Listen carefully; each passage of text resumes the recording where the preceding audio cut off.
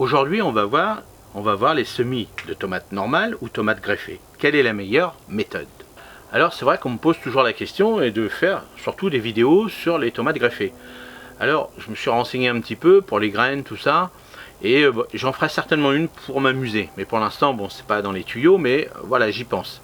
Vous par contre, si vous l'avez déjà fait, n'hésitez pas dans les liens, n'hésitez pas à nous le dire en commentaire, de voir comment vous faites et comment vous avez fait. Je sais qu'il faut acheter des graines bien particulières, des porte-greffes en fin de compte, et après des petites techniques, hein, comme moi je fais pour les porte-greffes pour mes fruitiers.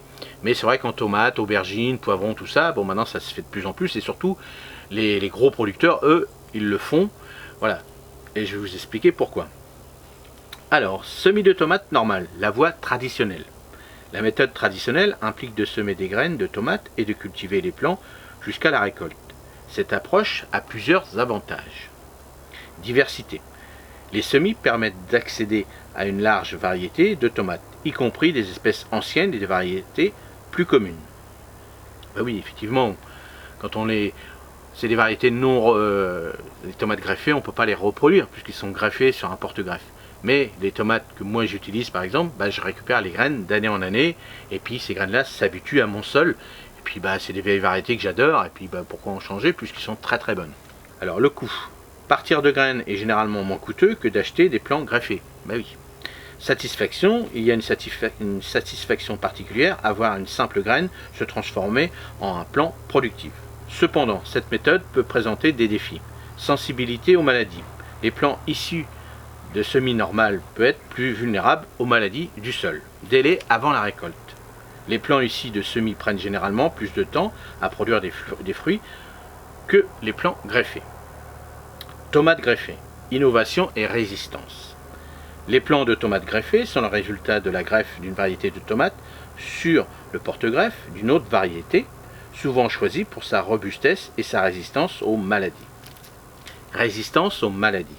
Les tomates greffées bénéficient de la résistance aux maladies du porte-greffe, ce qui peut conduire à une réduction de l'utilisation de pesticides. Productivité. Les plants greffés ont souvent un système racinaire plus vigoureux, ce qui peut se traduire par une meilleure productivité et une croissance plus rapide. Adaptabilité. Les tomates greffées peuvent mieux s'adapter à des conditions de sol difficiles. Les inconvénients comprennent le coût des plants greffés sont généralement plus chers à l'achat que les graines. Moins de contrôle, vous dépendez des combinaisons proposées par les pépiniéristes, ce qui limite la diversité des variétés à votre disposition. Alors le choix entre le semis de tomates normales et tomates greffées dépend de plusieurs facteurs. Votre budget, votre niveau d'expérience, les conditions de votre jardin et votre priorité en termes de diversité et de résistance aux maladies. Alors, c'est sûr que les tomates greffées, c'est beaucoup plus cher, puis c'est déjà moins disponible. Et puis, est-ce que nous, les petits potagistes, est-ce que c'est bien d'acheter, j'ai vu jusqu'à 10-15 € le pied de tomate. Alors c'est sûr que ça va en donner beaucoup, mais bon, voilà. Alors, dites-moi dans les commentaires ce que vous en pensez. Est-ce que de faire les deux, pourquoi pas, amusez-vous. Bon, moi pour l'instant, j'ai pas l'utilité, mais je ferai certainement des vidéos. Ça, je vous le dis, peut-être pas cette année ou certainement l'autre année, on verra. On va voir si j'ai un peu de temps, parce que ça demande du temps et de l'investissement, parce que l'achat des graines n'est pas donné.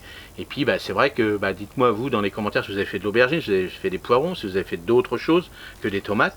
Et puis, comme ça, vous partagez vos expériences, et puis surtout de voir si la rentabilité, parce que moi je parle toujours de se dire, est-ce qu'un plant à 10-15 € ça vaut le coup ou pas, dites-le moi.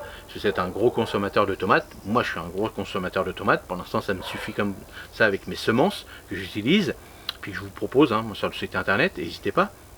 Mais voilà, après dites-moi, est-ce qu'un jour je dirais oui c'est pas bête, est-ce que j'achèterai un petit plant greffé puis voir.